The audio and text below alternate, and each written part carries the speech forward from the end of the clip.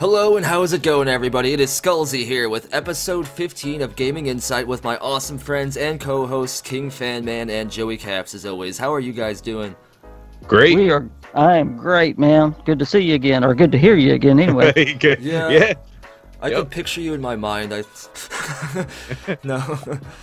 sound a lot better than I look, and I don't sound very good, so hey. Jeez. My goodness.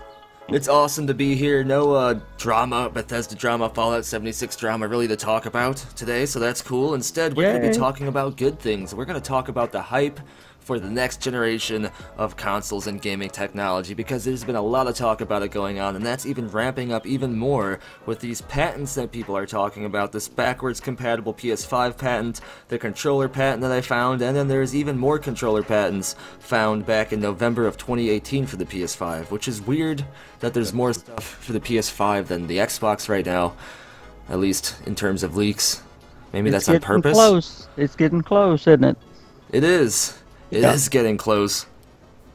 Now, before we get into that, I wanted to talk about your guys' opinions on the transition and upgrades and the positives that we saw from the changeover from the Xbox 360 and PS3 generation to the Xbox One and PS4 generation.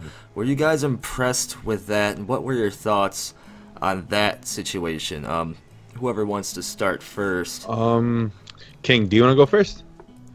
Well, I appreciate that, Joe. Go right ahead, man. You know, it's interesting. I've seen the difference in the consoles. You know, the console war that's been going on, raging on between Sony and Xbox. You saw Xbox winning the 360 war, and it was really because of the games that they had and the features that they had in the system. And when they changed over to the Xbox One, they didn't bring that with it, but yet Sony learned from that, and when they went to the PS4, they just, and I hate to say it this way, they just whooped the Xbox One, and you see them just tearing them up.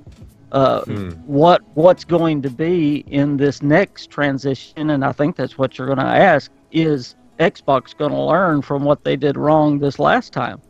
Are they going to make some changes? Are they thinking about new games to bring over? Are they thinking about new features? What are they going to change? Because Sony has just wiped the floor with Xbox. And the one thing that I'll add, sadly, I had the PS3. I didn't have the Xbox 360. And then I went to the Xbox. Then I went to the Xbox One. So I always had the bad one. So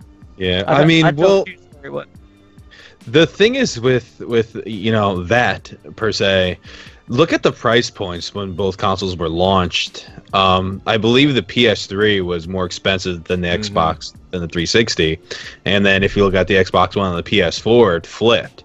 So I think that played a huge part, in the very beginning of the lifespans of both sets of consoles. In my opinion, did Microsoft really have a rough start? Yeah, they certainly did, and Sony did a fantastic job. Is Sony exclusives better? In my opinion, yeah. That's why I have a PS4, because of Sony exclusives. But has Microsoft done a lot better since then? Oh, certainly. They improved Xbox Live a lot. They listened, they improved so much since the console first launched that PlayStation, Sony didn't improve the PS4 as much as Microsoft has with Xbox. So it'll be interesting to see the Xbox One or with Xbox whatever in the future, what that entails. But Skullzi, back to what you were saying, if we saw a difference, how big of a difference between the two consoles, in some games, let's say, in some games you saw a big difference, from the 360 to the Xbox One, but in some not so much. Like, for example, NBA 2K14. My God, gorgeous game on the Xbox One, beautiful, a huge, a big difference. but like the wrestling games and stuff like that, really not as much. So the jump in the very beginning wasn't, as substantial as I guess it is now, So. No, I agree with you there. Oh, you could go ahead real quick. Well, I was just going to say a lot of it is preference. I don't want to get into this one's better and that one's better. You get into the controllers and this, and some would say the Sony's better and the Xbox is better. Some of that is preference, but then some of it is better features as well. You've got like the Sony's got the wireless. That's something that Xbox could do easy. Why don't they do that and bring that in?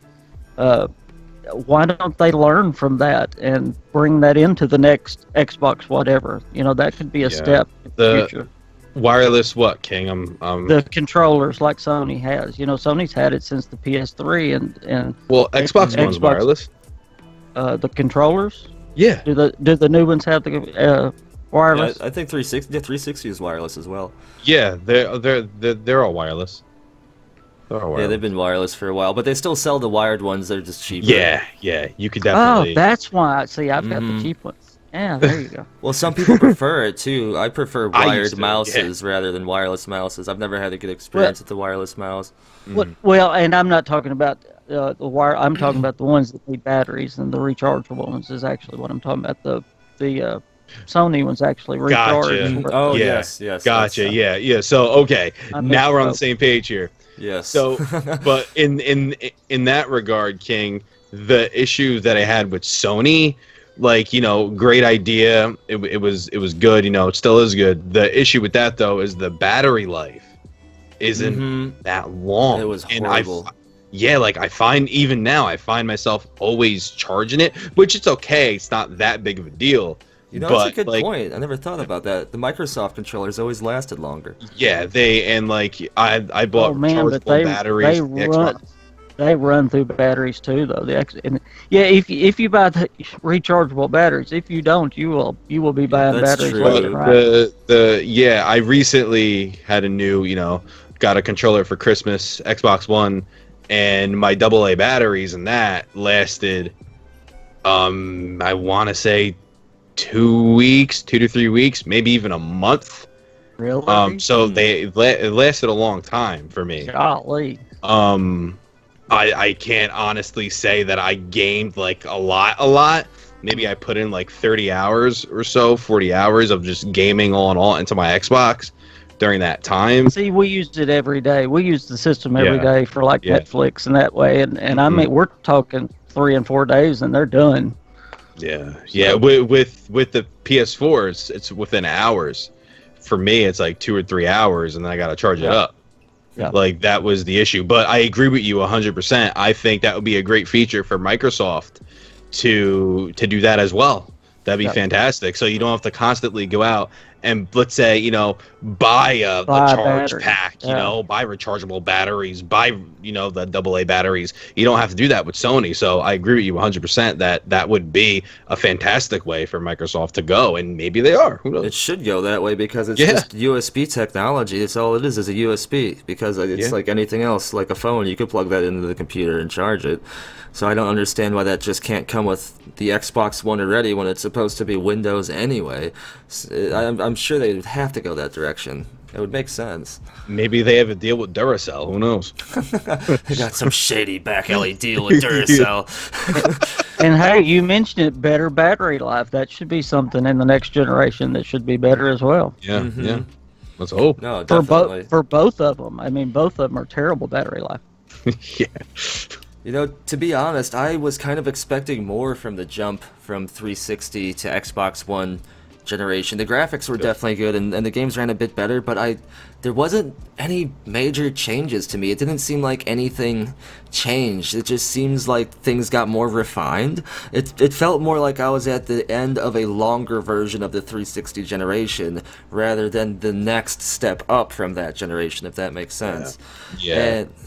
But one interesting thing, you were mentioning how it went, Xbox took the lead at the beginning of that generation, and then PS4 took the lead over the Xbox One, but towards the end of this current generation, it seems like Xbox with the Xbox One X and the new features and stuff are actually kind of more appreciated now than the PS4, which makes it seem like, there's usually a flip-flop, and I like to identify patterns, and I would want to say that Microsoft is next to be on top because of the pattern.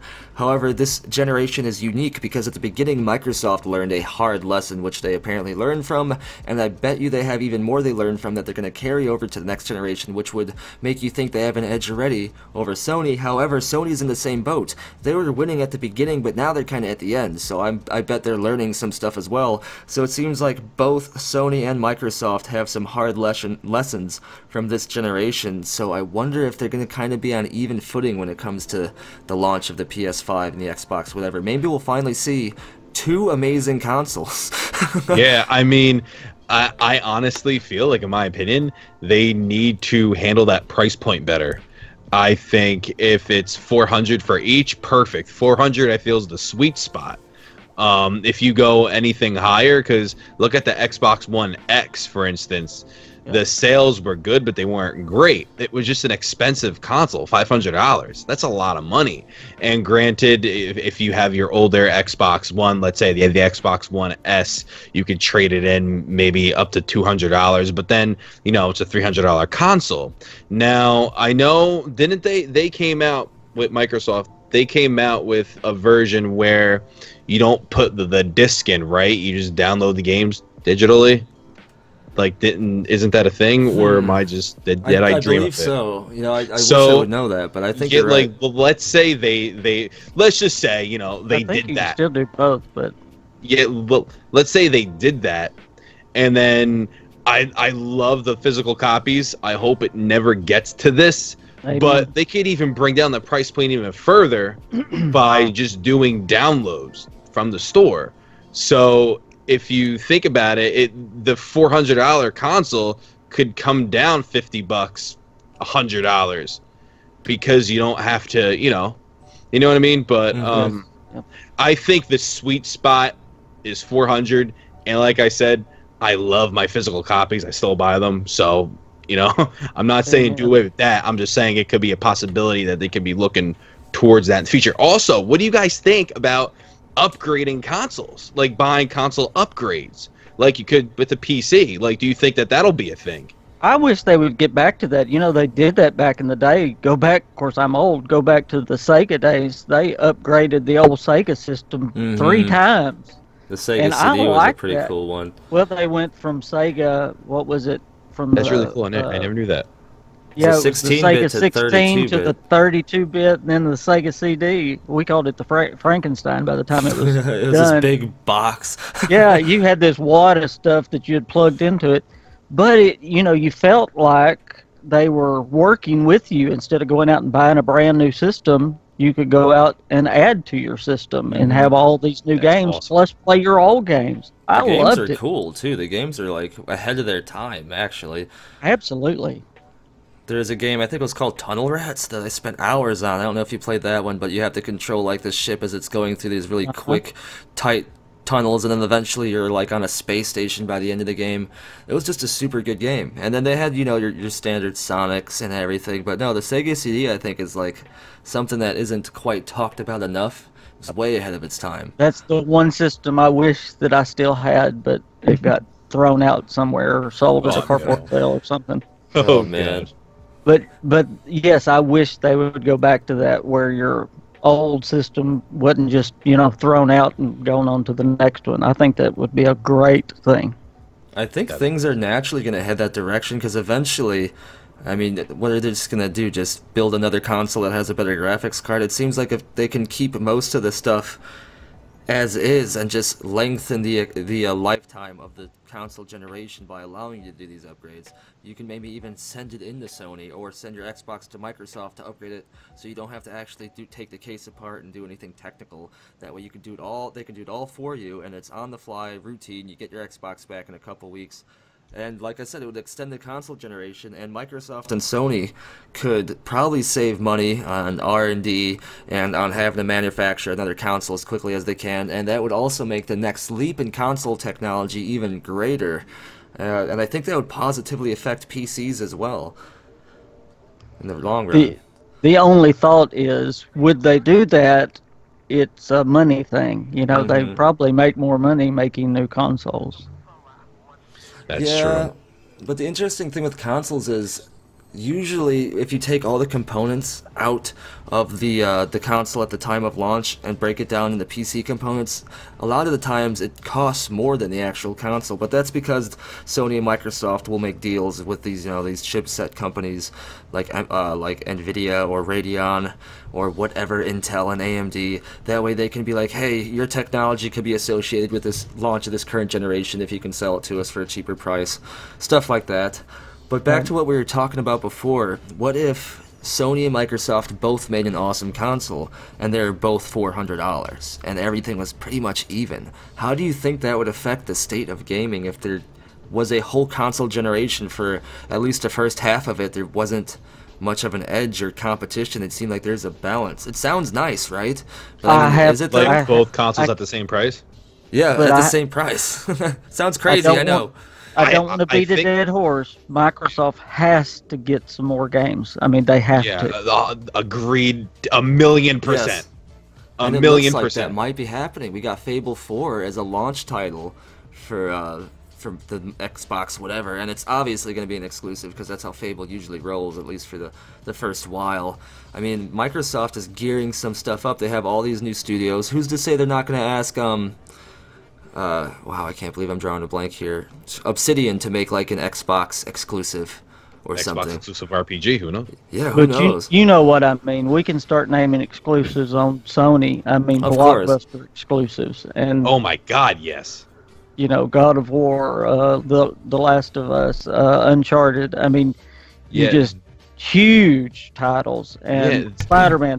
Then on Microsoft, what do you got? Verizon. You know, and then you start going, well, Gears of War still there. They're coming out with Gears 5 this year.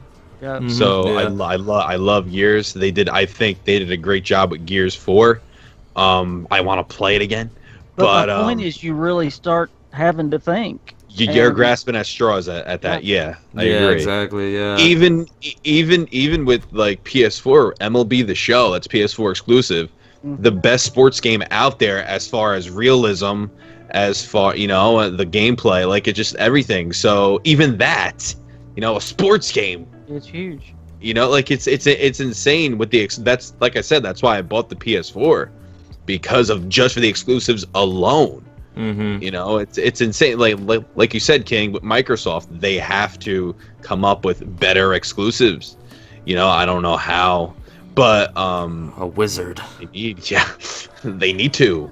Quite frankly, we must find a wizard.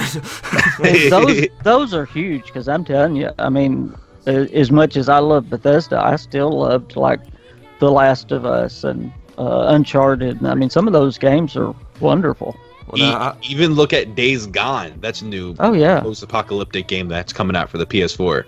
How about this? I got a hypothetical situation talking about Microsoft needing more exclusives. I don't know if you guys remember, but a lot of the original leaks a while back about Starfield mentioned that it was going to be a timed exclusive for the next Xbox. What if that was true? Do you think that would be enough to give Microsoft an edge, or do you think that would be a whole nother pissed off at Bethesda situation? Yes. Yes, the latter. Yes to both? Oh, okay. No, I think it could be both. Honestly, I think it could be both. It would definitely, people definitely would gripe, but it would give Xbox an advantage. It definitely would, yeah. And I could see that happening because of the relationship that Bethesda has with Xbox. Certainly. Yes, it's possible. I don't think it's going to happen, but it's definitely in the realm of possibility, which is crazy. Yeah, I mean, it's like you said, it's definitely possible. Even like you mentioned, King, the relationship between them, with mods, you could do so much more, when it comes to consoles on the Xbox One, and then even with the crossplay, Microsoft was open to that, but Sony wasn't. So it was just, When Todd Howard comes out on the Microsoft stage and gives the world premiere trailer of Fallout 76, at the Xbox, not the Bethesda conference, the Xbox conference. Yes. That's huge. Yeah, that's usually how it is. goes too. Yeah. It is. Now, how about this? What if hypothetically Starfield was a timed exclusive for, you know, Xbox as well, but at the same time, what if Obsidian pulled a Epic Games and did a timed exclusive all of a sudden for the Outer Worlds as well on Xbox? How would that affect things? Honestly, I could definitely see Obsidian doing that since they were purchased, you know, by Microsoft. So I could see them doing that 100%. It being a timed exclusive. Would it piss a lot of people off? Sure, but it being a time exclusive is not out of the realm of possibility, considering that they were bought by Microsoft. You know. Can I ask a question? And I know we're in a generation of people getting mad. Who's getting mad over God of War and Spider-Man and all these others that are Sony exclusives? I don't hear anybody getting mad at those. So why would somebody get mad at Outer Worlds or Starfield? Oh, and if you say people like crying. If you try to say you're mad about it, the Sony fans will just be like, "Oh, you're just a Microsoft fanboy, so you're invalid now." And then all of a sudden, but you get my point. I mean, that's the business that's the gaming business. It's a business. That's very, you know, that's the thing. It's a business. It's our hobby and we love it and it's our fun, but it's a big business. Yes. I mean, I could definitely see Obsidian being an exclusive, and I would actually think that would be a very good move since they are owned by Microsoft. I kind of do too, but I don't know if I'm gonna get hated for that. I'm just thinking like, I know. I mean, it makes a ton of sense. Yeah, it'd be a great business move. It makes a ton of sense, but like, wouldn't they lose out on the PS4 sales too? Initially, but you know, everyone who's a diehard PlayStation fan is gonna eventually buy the game for the PlayStation if they refuse to get an Xbox for it. What if it's not a timed exclusive? Do you think that that's a possibility where it's just strictly an exclusive Microsoft game? Ooh, wow. Well, they've already said it was definitely going to be for PlayStation, right? So that would be a huge turnaround. I think that might... Well, yeah, if they already said that, then throw that out the window. But, timed exclusive, like you said, is much... You know, it can happen. I know. I wonder if that would sour everyone's relationship with Obsidian, because everyone loves Obsidian. I don't think there's anyone out there that's like, oh, screw Obsidian. I don't think there's a single person that doesn't really like Obsidian, or at least they're just neutral to them. I wonder if that would instantly sour everybody towards Obsidian, even if The Outer Worlds was an awesome game, because it seems like timed exclusives is a crazy thing to say right now. I got a loose affiliation with Epic Games, and everyone automatically thought that meant I was working for Epic Games. No! No, they have a thing set up to where you guys can even apply for it too, where you can sign up, and if you're a creator of a certain amount of subscribers or influence, they can give you a tag that allows anyone who buys anything from the Epic Games Store or Fortnite or whatever just an opportunity to support you by typing in that tag. That's really all it is. And people heard that and immediately associated Epic Games with the Metro situation. People automatically started to get sour towards me, like, off the get-go before they even looked into the thing. I had to clarify, like, I felt like I was, like, the president having to do a PR situation. And all I said was that I'm loosely affiliated with Epic Games, use this code, whatever. The president having a PR situation, that's hilarious. Well, like, why do I have to, like, defend my, just look, oh.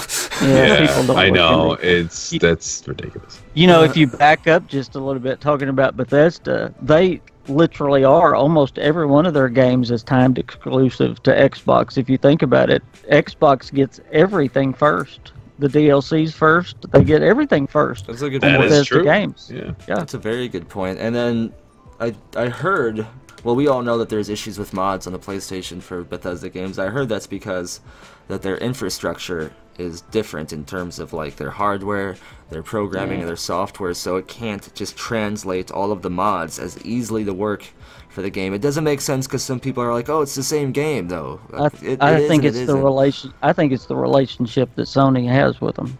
I think it's definitely both. Yeah. It's definitely the relationship for sure, first and foremost, and that goes way back to Morrowind. Was Morrowind on the PS2 or whatever it was? Was it the PS2? Yes. It was Morrowind the PS2 was generation. not. Yep, it was only on the Xbox. Yeah. So I mean, it kind of goes way, way, way back. And I think there's something that actually happened between Sony and Bethesda back during the Morrowind days. I forgot what it was. I dare say it may have been that they originally had it set up to be a Sony exclusive, but something really fell through. I don't want to say that's true, but I think it's something kind of interesting. I'll have to look into that again. We're going to have to wait until that guy retires and his grandson retires, and yeah, all that happens till they get all that bad blood out of there. Yeah. That's literally how it goes. I mean, a lot of these decisions might not even be based entirely on business. It could just be because this group of businessmen really hate that group of businessmen, and they're both going to be in those leadership positions for years. Yeah. So that really affects the tide in the gaming industry. Like, the ripples go out, changes things. Just, it's crazy to think about how much little crap like that can change big things in the future. And I bet you that's something going on between Bethesda and Sony. Todd Howard hates someone over at Sony. He bought the last Snickers bar from the E3 vending machine. No Starfield for you. Oh, man. Yeah. So, well, it really looks the opposite. Sony does not want to work with Bethesda. Bethesda keeps trying to work with them, on a lot of things, and Sony don't want to work with them. That's fair with the crossplay. Yeah, that's fair. Amazing, though. Yeah. Like, why wouldn't you want to work with them though? Like, I don't understand. They're proven to be a cash cow and make money. Like, why don't you want to work with Bethesda? I don't get that at all. From what I understand, it might have something to do with like just the Japanese business culture. They're more withdrawn and kind of defensive, I suppose is the term to use. So that they may not just want to budge like that unless they have their way of doing it. Yeah. And I mean, it works for them to an extent. Yes, it gets them bad PR, but at the same time, Microsoft gets it too. So it's a weird situation. I would like them to ease up, though. Crossplay, I think, is the inevitable future. And if we are to ever live in a world where there can be two gaming consoles, crossplay would have to happen. That's just how it is. Yeah, like even look at this. Look at the Switch, with possibly having Xbox Live on the Switch. The heck is that about? You hear that? No, what? Like, what? Yeah, they're bringing Xbox Live to iPhones, Androids, and the Switch. The Review Tech USA, he made a video on that. I don't know if you guys know who he is. He made a video on it. That is huge. It was and someone else did too. Their Xbox Live, so you could like I don't know how the heck it's gonna work, but what are you gonna be able to supposedly? I don't know, like stream game. I have no idea. I don't know how it's going to work. It might be that streaming software, Project xCloud, because there's Project xCloud that Microsoft is doing, which is supposed to be something like that, where they could stream games to different platforms. I just didn't think it would happen. If that's true, that would be huge. So like Microsoft and Nintendo are working together in some capacity. That cuts Sony out and completely almost. That is insane. There is talk that they're going to try to force Sony into it. It looks like that might happen because Sony is going to be literally on an island out there. Oh, wow, okay. I didn't mean it that way. It's Japan! By the way, y'all don't hate on me. I got my new Switch, and I don't have a game for it yet, so I actually played Fortnite for the first time. Oh, nice. Okay, wait. How did you like it? Well, it was a game. It was, right? It was a game. That's hilarious.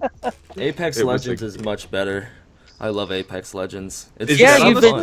Tell us about it. You've been playing that lately. Okay, well, it's a battle royale game, which I haven't immediately been into the battle royale genre, but I'm really into this one. It's like a weird mix between Borderlands and something else, but it's a battle royale, so there's 60 players on the map. It's the same map every match, similar to the Fortnite. First of all, the map is amazing.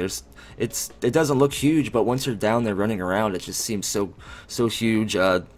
The areas are very, very diverse, a lot of different scenery, and a lot of room for strategic and tactical stuff, because there's 8 characters, 10 total, 2 of which you can lock, but each character is a hero class, meaning they have their own abilities, own playstyle, so you can choose who you play with, who you like the most. There's cosmetic upgrades, and there is in-game currency and packs, but it's all cosmetic. All of it is cosmetic. Nothing at all changes in terms of the base damage and your ability damage. But the game starts to where there's 60 players a map, which is 20 squads, 3 people per squad. You're flying over in a ship at the time the match starts, which should sound familiar, to Fortnite. You jump out. You have a jump master that actually controls everyone as they descend, so you can descend as a party. But the game, once you land and play, is amazing. The controls are very, very fast. The gunplay is like lagless. It feels very, very crisp, very clean. You can run, you can jump, sprint, you can slide. It's all very, very clean, very instant. No, it doesn't feel like any delay, no bullet lag. Everything is just amazing, especially from a free-to-play game that just launched. I haven't had a single issue. It's like a lagless, amazing experience, but even more so than that, the game is very intuitive because there's a system, a ping system. So you just see something interesting on the map and you just hit your middle mouse button, it pings it, and your character in the game actually says something related to what you just did, and it's always very, very accurate. There is voice chat, but this ping system allows things to be very, very clean, very precise, and it adds another depth to the gameplay because you can kind of see the characters' dialogue between themselves as you're pinging stuff. So I can see something far off in a distance and ping it, and it'll suggest to my teams and my teammates, my character will go, hey, let's go explore this way, and they can look at what I just pinged and click on it and it'll say okay. People could ping enemies. It's just very, very intuitive, very smart. The game has a lot of charm. I don't even know how to keep going. It's just so good. It's a very good game. Wow. I highly recommend it, and for it to be a free-to-play game like this, and especially from EA, with over 10 million players and not a single server issue, I haven't had a single bug. I have had, like, yeah, I love this game. And normally From with these EA. Yeah, Respawn, sponsored by, or published by EA, right? Wow. And there's loot boxes, but don't let anyone tell you that it's a typical EA situation. It's not. The loot boxes are all cosmetic, and it's just a great game. Very, very good. And usually in these kind of games, there's times when I feel ripped off and I get mad, like, oh, that was lag or whatever. That doesn't happen in this game. It just feels, dare I say, pretty damn perfect for what it is. And it's at the beginning. It's just at the beginning. Yeah, you guys gotta try it. Awesome. It's in the Origin store. You can just download it for free. Doesn't take too long. I'm sure it's not for everybody, but no, I really like this game. I haven't been this excited for this kind of game for a while, to be honest. That's awesome. Cool. That is cool. Much better than Fortnite. I hope it's a Fortnite killer. That's what I've heard. I've heard people saying that it may be a Fortnite killer. It very well could be. It's just such a good game at launch, and this is only the beginning for it. So who knows where they're gonna go from here? You know, are they gonna add golf carts and planes too, like Fortnite? Is there gonna be some giant snowball monster? I doubt it. It seems to be a little bit more realistic, but no, the game's decent. I don't know why that reminded me. I have to tell y'all a quick story. I was getting some footage in Fallout 76 just the other night for one of my videos, and I had a guy all of a sudden just appear right in front of me. He was invisible, and then he appeared, and he hit me with 2 hits, and I was dead just like that. And he became wanted. You know, you become wanted in the game if you get killed, if you don't want to be. So, okay, I'm gonna get him now. You know, this is one of my first real PvP experiences in the game, and I was kind of upset. You know, like, I'm just doing my own thing. Here, this guy comes and kills me, and so I go after him, and he keeps going invisible.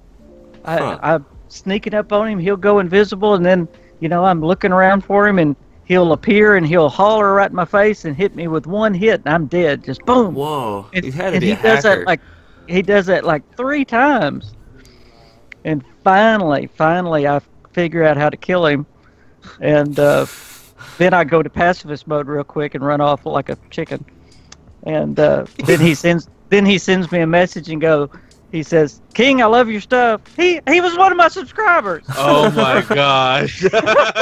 He was just, So if you're listening, you little jerk. No, we had fun. It was fun. that's hilarious. He was something. No, he had a mutation or a perk or something that made him do that with his he had chameleon armor and stuff. So it was all real stuff in the game he could do it with. Oh, that's pretty cool. Yeah, but he was good with it. But Huh. he'd show up right in your face and holler and then hit you with melee and kill you. It was intimidating. Yeah. King, random question about the game. So in 76 on pacifist mode, right?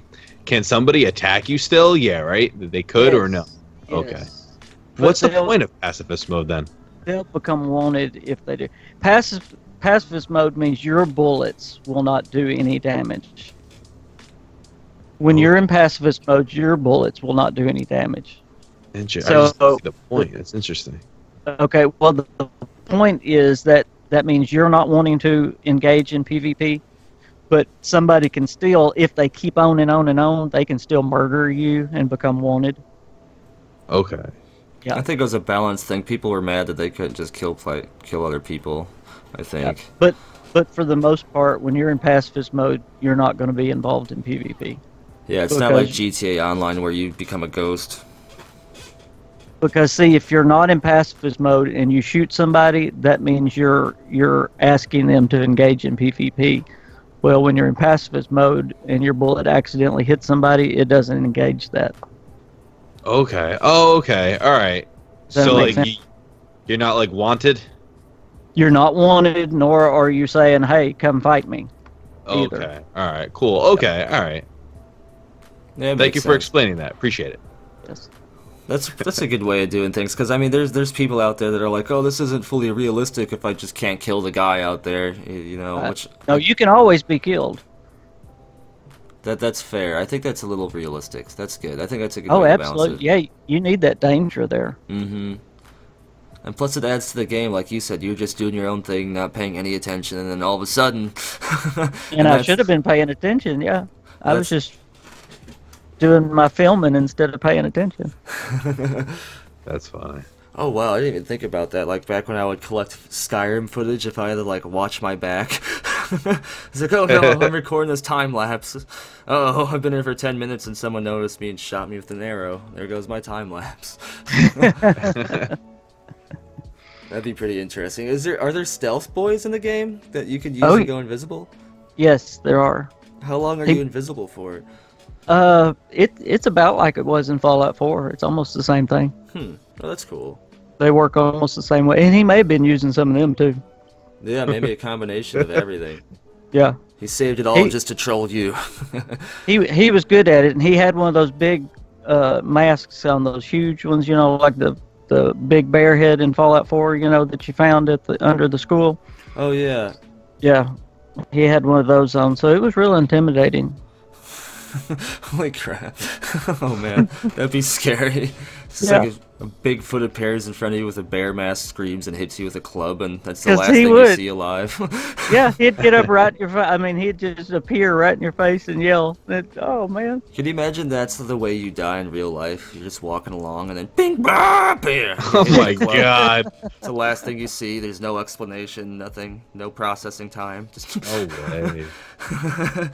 That'd be pretty nuts. Oh. Yeah. So we were talking about. Oh, did you want to say something? Yeah, really quick. This is completely and entirely off topic. I'm really sorry, but so as a kid, I used to have a hobby of collecting baseball cards. I loved baseball cards. I have like 2 or 3 binders full. I have boxes. I love them. So, last year I was like, you know what? I want to start doing it again. You know, it was fun. It was I loved it. So for my birthday this year, Michelle, my fiance, got me a big box of 700 baseball cards, like brand new of 2018 baseball cards. Oh, nice. So right now, well, not right now, earlier I was organizing all of them into teams, the divisions. What did you guys do? Like, did you guys do that? Did you guys collect like any like kind of like sports cards or anything like that? Like not Yu-Gi-Oh or Pokemon. I'm talking like sports. Yeah, I have some old football cards. Is what I collected when I was little. Okay, sweet. Yeah. See, I felt like asking because I'm staring at them right now, and I was like, you know what? Let me ask them. Why not? I actually have the complete team of the Pittsburgh Steelers from 1970. What is it? 77 when they won the Super Bowl. Oh, that's awesome. You know, the back-to-back Super Bowl with Terry Bradshaw and all those guys. Mean Joe Green. That's awesome, King. That's awesome, man. See, I never got And into yes, I was alive then. So y'all can laugh. I never got into the cards, unfortunately, but I did like sports because I grew up in Chicago, so I loved the Bulls, I loved the White Sox, and I loved the Bears. So I had a ton of memorabilia all over my room. Posters, like big When bean did you bags. stop watching? Oh, when did I stop watching? I mean, I didn't totally stop. I got less into it maybe 15 years ago, and then just from there, it just slowly tapered off. And now it's more like a time thing. Like I do so much between my job and YouTube that in my spare free time, if I'm not spending with family, my gaming is my first favorite, so that usually gets that amount of time. So that's generally how it is now. When I was a kid, I was more into collecting all of the Star Wars action figures and the Ninja Turtle stuff. I've got cool. the whole Star Wars stuff too. Yep. That's awesome. I should have kept mine. I had so many. And then I was such a nerd when I was a kid. I had like two big like 5-gallon totes full of Army Men, the plastic like green and tan ones and blue ones and gray ones. And I actually organized a game based on the piece and how much HP they would have. And we'd set up like this board. Like I had one of those big rugs that was the town rugs that had like the roads and the buildings. And me and my friends would take our pieces and set them up and like make a game out of it and see who would win. And everyone would try to cheat. They'd be like, "Oh, he hit you because my finger," like we'd use our finger to be where the bullet would go, so that was such a bad system. People would cheat all the time. Shotguns don't curve bullets. We're like 8 years old arguing over bizarre things. That is great. Yeah, I've got two big bins of Hot Wheels. I had to be into the Hot Wheels, and then I had the GI Joes and I'm old enough that I had the big GI Joes as well. You know, the ones that had the real hair and all that. Oh, yeah. I remember those. I had like the ones where you had to put their clothes on them. And, like, Yeah, that's it. Yeah, I had those. Oh, I remember I that. never did personally. Yeah, I never did. I forgot about that. And then my friend would be like, "Those are dolls," and I'm like, "Fuck you! He's shooting you. You're dying." They are action figures. They're action figures, and this one's shooting you. Yeah, No. I used to hate that. I even had the big Jeep that they went in. Oh, I don't know if I had that. Oh, that's awesome. Oh, and we were such troublemakers in my Chicago neighborhood with our like toy guns running through the alleys and throwing grenades at each other and being scared of the dead possum and wondering if it was going to come back to life and attack us in the alley. And we were like posted up watching this possum with our fake guns. We were strange kids. Is it going to come to life? You got to be ready. Oh man, I forgot about all this stuff until now. That's interesting. I did blow up my GI Joes with firecrackers. That's about as bad as I got. I think I did the same thing too, actually. Oh no, we put them on a clothesline and we launched them into the skies. Like we would like pull down with a slingshot and then shoot them up, and they go flying like 30 feet and go in the neighbor's pool, and you just go back inside and play Tetris. Neighbors go outside. There's a naked GI Joe face down in the pool. What a strange neighborhood this is. And this is a good gaming podcast, by the way. But hey, Hey, that's related to gaming, kind of, in a way. it is, yeah. But speaking of childhood crap and things that are expensive now that I should have held on to, I had the original Nintendo VR, the red and black one with the stand, and like all of the games, like all of them. And I should have kept them because that's worth a little bit of money now, not a lot. Well, I was about to say, do you know how much those GI Joes are worth? Those big ones with the hair. If I want to know. Yeah. Just look them up. Oh, they man. are very expensive. I had all those toys. I had the micro machines and all the expensive toys. And like little monster things where it's like a little tiny case and you open it up and it's like a little scene and you can move the monsters around and crap. And now those are worth money somehow. It's like, what the heck is going on? All the stuff I kept from back then is worth nothing. Like my passport and all that, that's worth nothing. I don't need that. Where's my G.I. Joes? G.I. Joes, where are you? Joes. Man, that makes me wish.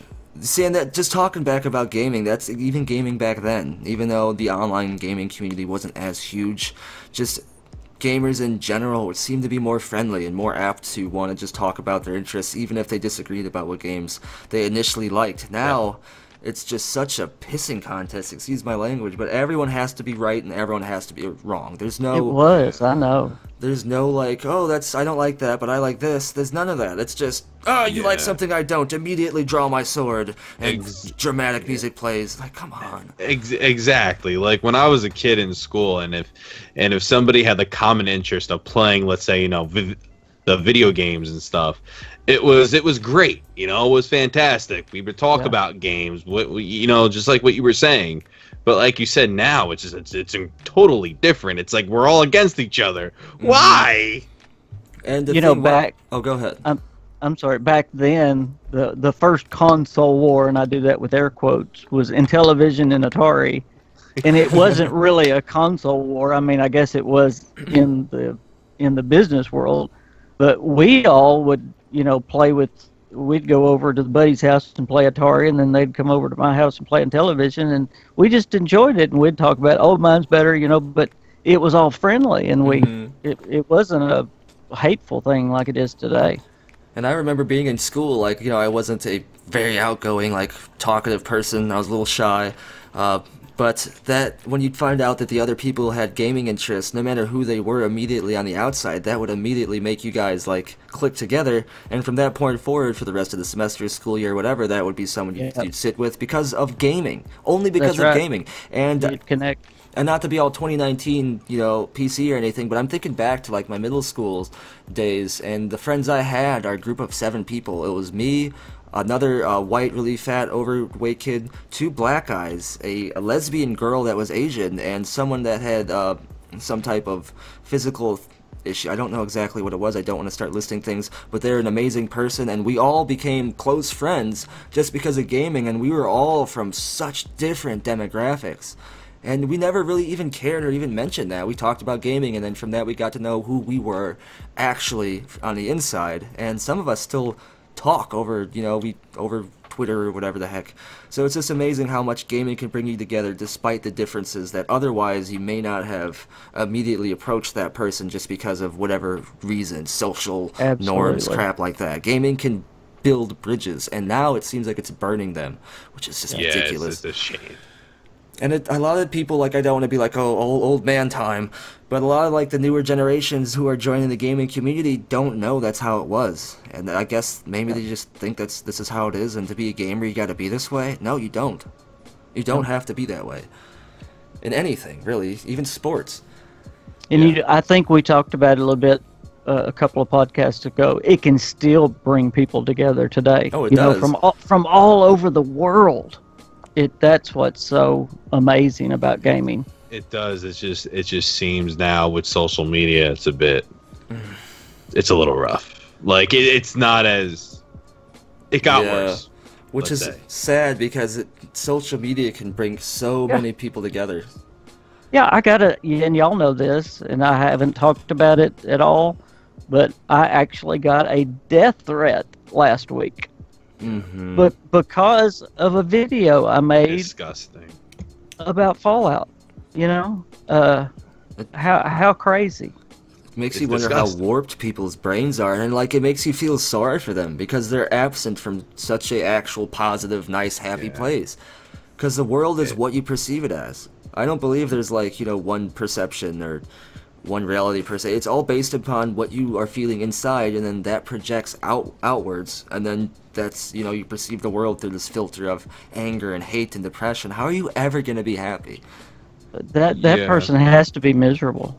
At the end of the day, how do you go out and attack somebody just because they like a certain game?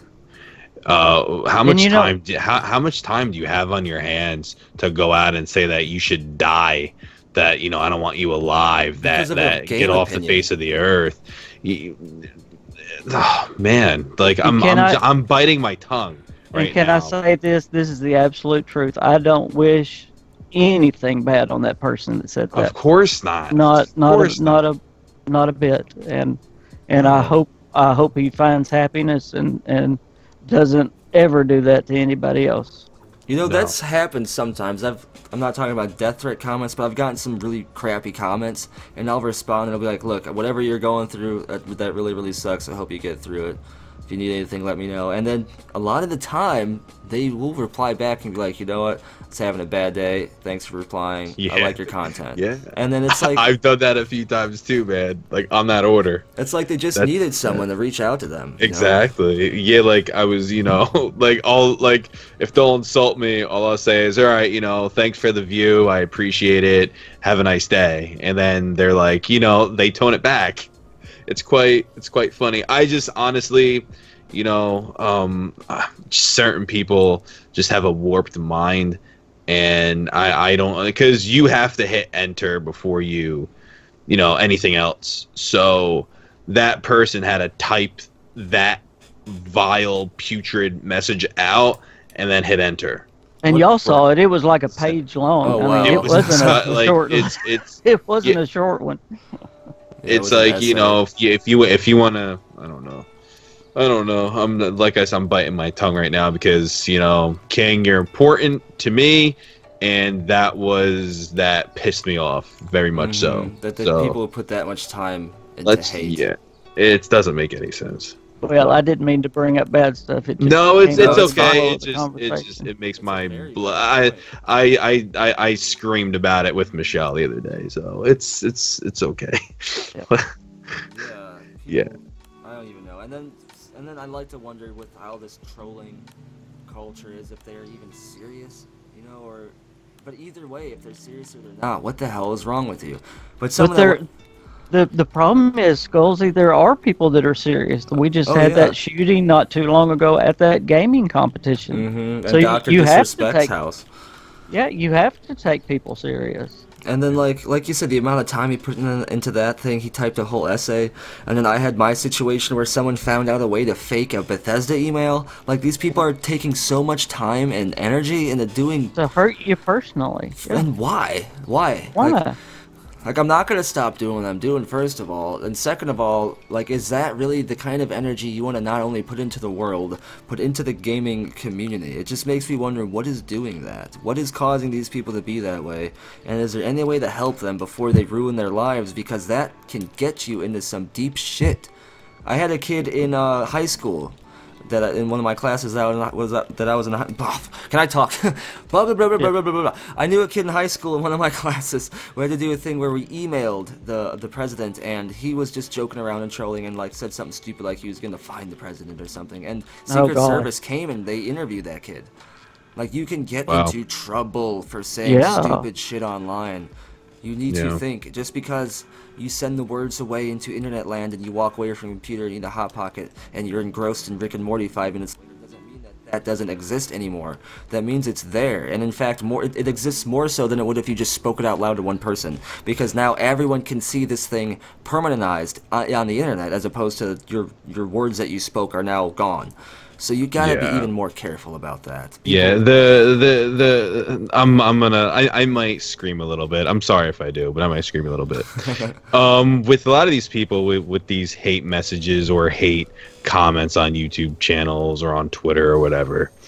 If this was real life, and if somebody saw me, and if this keyboard warrior saw me in real life, or you, King, in real life, first of all, me, I weigh 230 pounds. I'm 6'1", 6'2".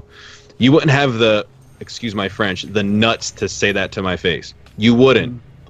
You wouldn't. And you, King, they wouldn't have, the gall to say it to you either. So, at the end of the day, it's like, if you're not going to say it to my face in person, stop being a little coward. Just stop. Stop being a coward and keep it to yourself. Now, if you do have the proverbial cojones to do that to my face, then let's go and let's test it out. But at the end of the day, stop attacking people for how they are feeling about a certain subject. You could disagree, but do not. How dare you? Don't wish any harm upon somebody else. How dare you? Who the hell do you think you are to say such things? Disgusting, vile things. You people make me sick. Absolutely sick. Do you know, if you say something mean to somebody else, I had a bullying issue at my job. You know, I run a program for school, and there was a bullying issue, and I told the kid, I'm like, listen, I know what you said. I know you did not mean it, but at the end of the day, so-and-so could go home and cry because of what you said, and it could put them into a depression, and they could, you know, do something stupid. Yeah, you know, it's like, watch what you say to other people. Come on, you learn this in freaking elementary school, for crying out loud. Knock it off. Why did they let you pass the 2nd grade? You have no damn manners. No, that's very true. It's stupid. Just stop. Well, I don't know what joy people get out of hurting other people. It just doesn't make any sense. Man, I love, you know, if I disagree with somebody, I'm not going to waste my time and leave a comment. You know, I'm not going to bring them down, or, you know what I mean? Like, if I'm really on fire, I'm not going to bring that person down. That's just not who I am, you know? Like, why would I attempt to tear somebody down? I don't know what they're going through in their real life. I have no idea. It's because these people are only caught up in themselves. Yeah, but like me, I'm a decent human being, and I'm not gonna tear anybody down. It's just not right. It's just not right. Why can't we just all work together, man? That's all we gotta do. And if you really hate me, then go away. Hate me somewhere else. Yeah, you don't have to watch my stuff. You could choose not to watch me. Unsubscribe or something. I had somebody constantly, a hater recently, constantly come on my channel. Clickbait, clickbait, clickbait. Stop posting clickbait. Stop clicking on my video. You know what the hilarious thing is? Constantly 10 different videos. One of the best metrics that shows YouTube to promote your videos is how many comments you have. If you have a lot of comments, they're going to push that video. So if you're going on his videos or my videos or FanMan's or whoever's and leaving fucking comments after comments of negativity, you're helping, literally. You are helping our metrics and helping YouTube promote our videos. Dislikes too, same thing. Like, everything, yeah, dislikes do even more so than likes sometimes. Like, if anything that you do that interacts with the video helps, so if you truly don't like our content, F off. Or if you're commenting bullshit, even if it's hateful, I'm gonna assume you like it. I'm gonna assume you like it. Even if you tell me that you think I'm the worst thing on YouTube, if you commented it, I'm gonna assume you like my content because you want me to succeed. Thank you for the comment. Yep. That is how literally it is. That is literally I've been told I'm too loud. Oh, I've been told stop yelling. Stop yelling. I think it's my charm. Yeah. Hey, sometimes that's passion. Yeah, you know, that's my spiel, you know. I'm a very passionate guy. We're Italians, it's you know passion. You know what's funny? I've been told about everything in less than a year. And I'm talking about things, I sound like I've got marbles in my mouth, and, you know, things that it's just rude. I mean, where do they think of these things? You know, things that they just try to dig at you, you know, and try to hurt you. They're jealous too. I guess. I don't know. It's like I say, what joy do they get out of trying to hurt people? Yeah, it's funny because like when I see like a hateful comment or something, I'll click on that channel and I'll see like 5 subscribers but like 3 uploads, awful quality, and it's like, all right, number 1, you gave up after 3 uploads. Number 2, awful quality. So like, what? Like, are you just jealous? Like, try and figure this thing out. I had to do it. KingFanMan, he did it. Obviously, Skullzi did. So it's just at the end of the day, just work at it. Don't be jealous, man. That's kind of disgusting, and it's not a good look on you. You know? No, that's true. You know? But you know what? One thing, and then the podcast on a positive note, those comments suck. They hit us a little bit, but immediately we have the great aspects, the great people of the community there by our side, and that is what drives us forward. I think between all of us, we have an amazing community, and just on that alone, nothing is going to stop us. So, I mean, we're not, if our content's not for you, or if anyone's content isn't for you on YouTube, anywhere, just don't watch it. Because literally, the hate doesn't do anything but promotes their stuff and degrades you. You know, and maybe it shouldn't, but the opposite side of it, the encouragement, boy, it does lift you up and help you and drives you forward.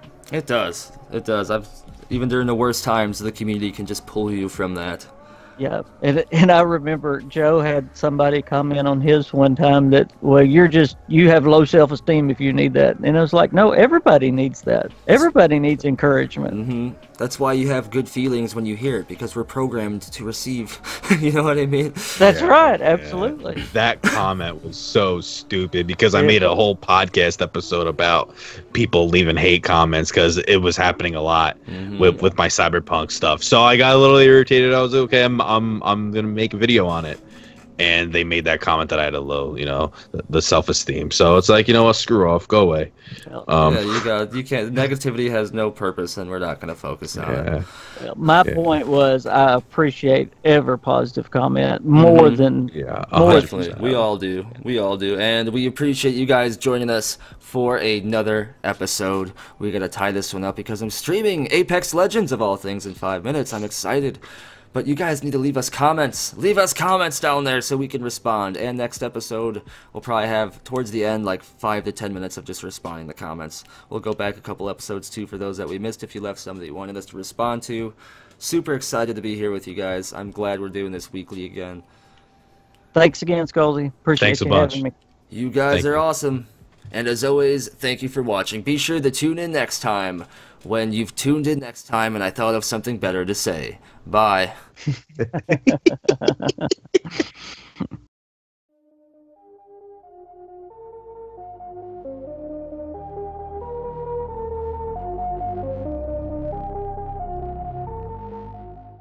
Bye, have a great time.